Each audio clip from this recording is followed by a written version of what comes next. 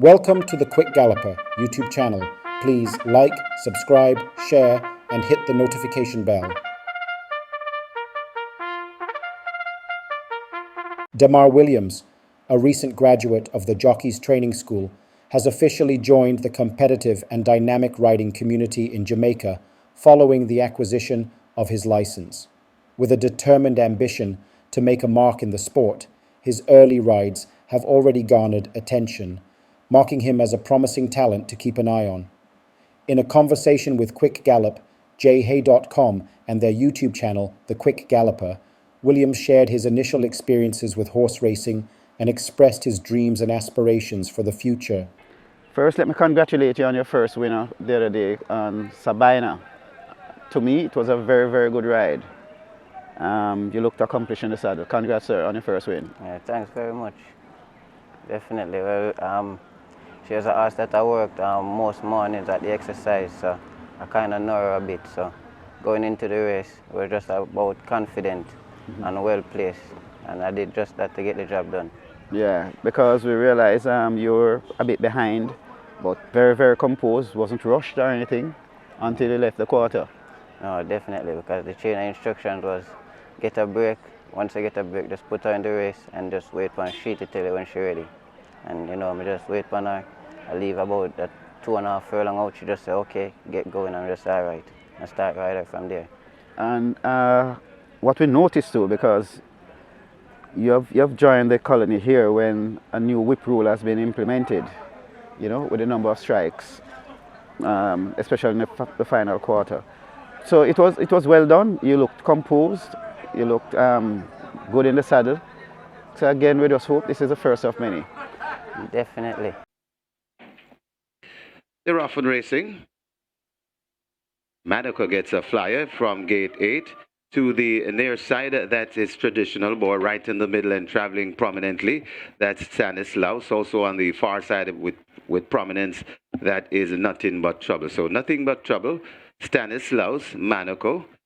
From sheer to bend, these are the prominent one. Then comes just behind them, that's Cuano. Also trying to come into it, that's Will the Conqueror. It is Stanislaus and Monaco. These are the two that looks to be leading. Monaco is in front of Stanislaus. It's Monaco and Stanislaus. These two still fighting for it. From sheer to bend is arriving on the premises. Also coming on, that's Will the Conqueror. Also flying. Here comes Sabina. Is eating up the racetrack and coming down the middle. And now Sabina looks to have the lead coming to the but it's Stanislaus still fighting on. It's Sabina in front of Stanislaus, and that's the way they'll finish. It's Sabina going on to win by maybe 5 lengths. Stanislaus is second, from sheer to bend third. Very tight between Monaco and Dancing in the Breeze for fourth. How was that feeling though, to finally pass the post in front for your first official win?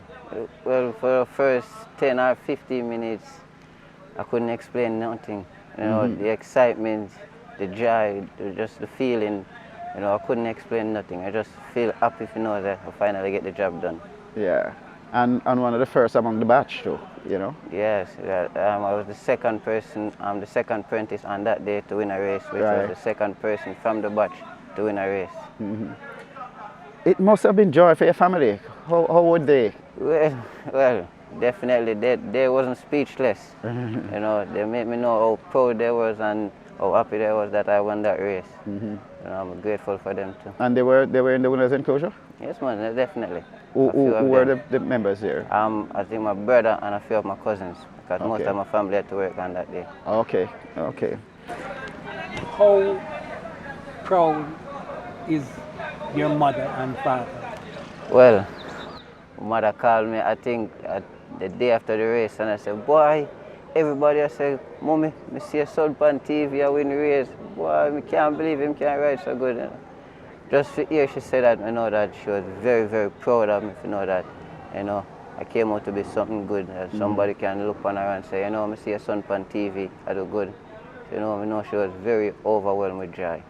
Yeah. What about daddy? Oh, well, same for my father. I can remember him sending me a text. I said, my boy, you finally do it. You finally get the job done. We're so proud of you. You know, sir. What kind of feeling you have when those things happen? Well, I would say overwhelmed with joy, because you know that I start to make people proud, you know, people can look up to me for some good expectation. You know, it's just a great feeling.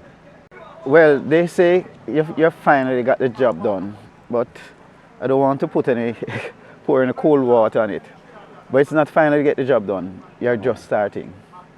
Yeah? And I'm Definitely. sure you would like to have many more of those moments, right? Definitely, well, I'm looking forward to many more of those moments. So let's go to the beginning, Demar. How did it all start for you? How did you get involved in horse racing? Where are you from, first of all? Okay, well, I grew up in Little Lane, Central Village, St. Catherine. You know, a lot of people from my community, you know, notice the racehorse sports. They're always at the betting shop, gambling and all kind of things. So, you know, they take on to the sports from early and say, okay, I want to go over track to see how horses run and things. You know, and I remember about, can't remember exactly what date, but it was a good while ago, about maybe 9-10 years ago. I came to track one morning and a groom by the name of Franklin Thomas Simeon said to me, say, you know, you look like a jockey.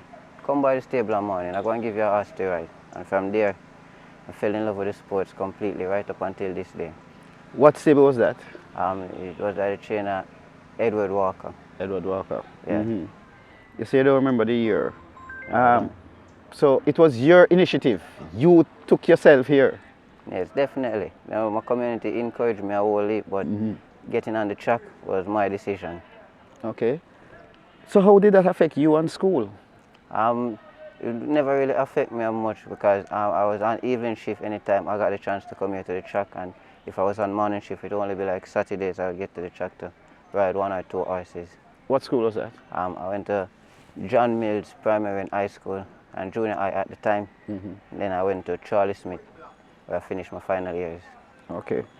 Okay, so you're here now at the stable. How did that go? How was that process for you?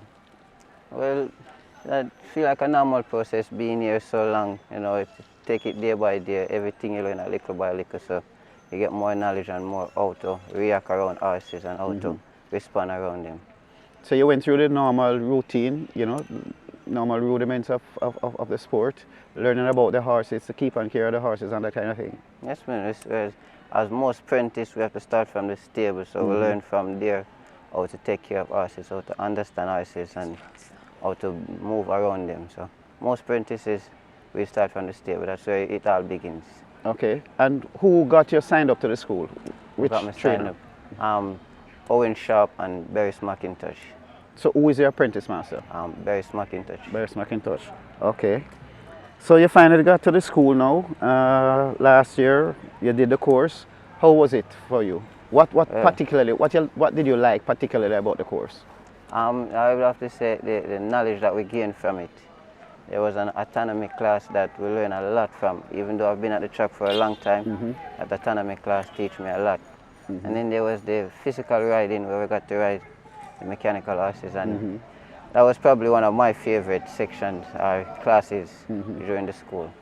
So you think the school would have made you even a much better rider and horseman? Definitely. In general, horseman right over, because I learned a lot about the horses and a lot about riding. So school helped me a whole heap. And who were the lecturers or the teachers? There was the principal, we can't forget our principal. Name her? Mrs. Lawrence. We had autonomous teachers were the vets, the commissioner vets, I think Dr. Johnny Simmons, Ramlal. Dr. Randall, and Dr. Facey. I think it was Daniel Facey. And the Yes, physical? and then the physical was taught by Mr. Paul Ramsey. Who you know was a former rider as well? Yes, definitely. He's also a steward. Right. So what about the rules of racing? Rules of racing, it was a good engagement too, because we learned a lot about what to do out on the track and what to do off on the track. I think rules of racing was taught by our stewards, our commission stewards, Miss Lindos. So here we are. Within no time, you're already on a winner. And I noticed on Saturday gone, you had a couple of second place finishes and third. One you got beat very, very close. How has it been so far? Well, The winner side. Well, the journey just started, but I can say it's exciting, you know, and it just gives me the drive to go for more because I tell you, winning feeling when I get when you win, it just, it just very, very, very, very, very, very, very, very exciting and just a happy feeling, you know. I hope you have a whole lot more feeling like that. Demar, have you set yourself any goals as to what you'd like to achieve going forward? Well, definitely. I tell myself that I need to be at least in the championship or at least a champion apprentice for this year because that's the aim I came out with from in the riding school. And for my future aim, hoping to be some champion jockey or OD, hopefully in the future, out of distinction. Any particular riders you have looked at that inspire you, locally or overseas? Definitely. Well, anytime we watch the overseas race, like the Gulfstream race, I always fancy Iron Artists or Papa Lopez because of their posture and position on us. But locally, Dane Nelson have to be my favorite jockey. Just the motion of how him ride us and how him correspond with us. Dane Nelson is definitely one of my favorite jockey out here. Are there riders here who would have passed on tips and, you know? Definitely. Most of the riders do try to pass on tips to us apprentices as much as they can. Like, if me just walk in past and see a jockey will say to me, say, Demar, you know, you need to tighten up a little bit on this or a little bit more on that. One of the main persons will be Shane Ellis and Dick Cardenas. They're always trying to tell us that, you know, get this straight, get this properly right. That's how it's supposed to be done. So, And you appreciate that, I'm yes, sure. we definitely have to appreciate them for that. All the riders on the track. Demar, in everyone's life, you have persons that have been kind, who have done good things to you in your journey. Would you like to say or mention some of those people or say thank you to them? Well, definitely, it will be a long list, but I try to remember as much as possible. I have to start with Father God mostly. Has done a lot for me. My mother, my father. Well, my father, Demar Williams, my mother, Carleen Brown. The trainer, Owen Sharp, owner Solomon Sharp, my apprentice master and trainer, Barry McIntosh. A lot of the grooms, because the grooms play a whole heap of part. Franklin Thomas, Herman Chuck, and Neville Butler. Three are the major grooms that always encourage me and push me throughout. And a whole heap of people. Like I said, if I start thanking everybody, I won't finish today. But I want to tell everyone, thank you for the support. You have helped me far, and I promise to go as far as I can go.